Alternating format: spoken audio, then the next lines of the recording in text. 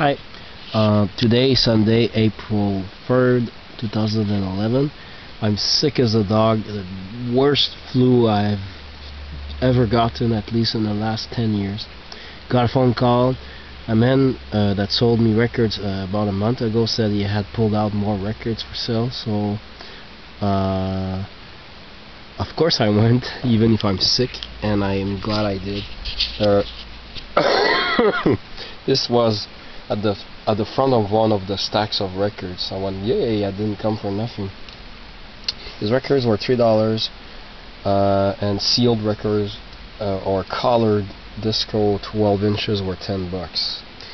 But yeah, this was pretty good shape. Then this was also at the front of another stack. I said, my goodness, soundtrack of the Silencers, and the cover is really cool. 1966, the year of the Sleigh Girls. Dean Martin as Matt Helm, co-starring Stella Stevens, Dahlia Lavi, Sid Chavis, and so on. Really clean. This I took a chance, and I'm glad I did. It's really good. Wes Montgomery. I took a chance because I was surprised to see a cover of A Day in the Life by the Beatles with two other Beatles songs, Eleanor Rigby and Yesterday. I'm collecting more and more Beatles songs covered by other artists, and I've played A Day in the Life. It's really good, and what might be seen as a great bonus for other people, it leaves me a little bit indifferent, but it's good to show you. It's a promo copy, not for sale. It says here. Well, that's kind of cool. This is an oddity that I decided to take for fun. The Big Sound of the Drags, a descriptive on-the-spot recording of the thrill-packed moments from the quarter-mile tracks. Great shape, no scratch. This unfortunately was sealed. I wish it were not. I've been wanting this one. I never see it. I saw it on eBay. It's all over the place, but in the flea market and garage sale réseau. How do you say réseau in English? Damn it! When I do yard sales and stuff like that, I never see this one. So this I had to pay $10, but I'm glad. It's really a nice cover. And in the past I have been for a short while a fan of Roger Rabbit. I'm not anymore, but this is interesting because it was animated. The animation of the credits and the art for the sleeve are done by Richard Williams. Richard Williams. There's an S at the end. Richard Williams. So that's kind of cool. And of course, Richard Williams did the animation for Who Framed Roger Rabbit. This one was sealed, but oddly enough, he decided to put them with the other $3 records. So I was glad because my copy is in terrible shape, and it's sealed, never opened. It's the best of Spike Jones. I might leave it sealed. I don't know if I'll open it. And I also collect Jack Davis record covers. Record cover art by Jack Davis.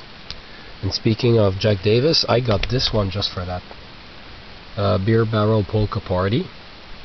I don't even intend on ever playing this record, but the cover is great and the shrink wrap is still around it. So that's pretty cool. And also this one I couldn't pass because by mistake he put them with the regular $3 record. He didn't notice something special about this record, which I will show you in a few minutes. Dance with Dolly, Baby I'm Burning with I Wanna Fall in Love. It's a maxi single, but this is the cool part. It's pink, so this should have been in with the $10 color records. I've never bought a pink record before. This is really cool. It's not a color you see often. Usually you see white or red, especially red.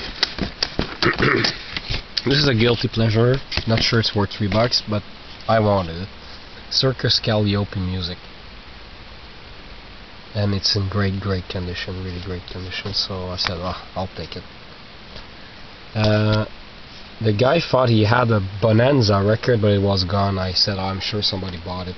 You had along with that, 3 records by Long Green. I took this one because it has a little bit of it's associated with Bonanza, because there is a song called Bonanza and Saga of the Ponderosa right there. And I took this one. I didn't take the 2 other albums by Long Green. So it's not the Bonanza record that I missed, but it's still pretty cool. This I got for the cover. Wyatt Earp, Cheyenne, and Other TV Favorites. And the record is in great shape. No splits on the cover. Really cool 50s cover. I love it. This I saw recently in a video by Spellerine. One of his videos where he shows the whole lot of records he bought for $50, and he had Valley of the Dolls soundtrack, and bang, I found it. It's in great shape. I really love it. I played a little bit of it to make sure, and it was in great shape. Yep. And this was like a great find, because I don't have many Hanna-Barbera records. They're hard to find in Quebec because English language records for children are harder to find here in Quebec than in the rest of Canada. And this is like virtually like almost mint. I think I found one tiny little scratch. The only disappointment is that it's just a transfer of the soundtrack of 2 TV episodes. They're not like newly recorded material for a record, but it's still pretty cool.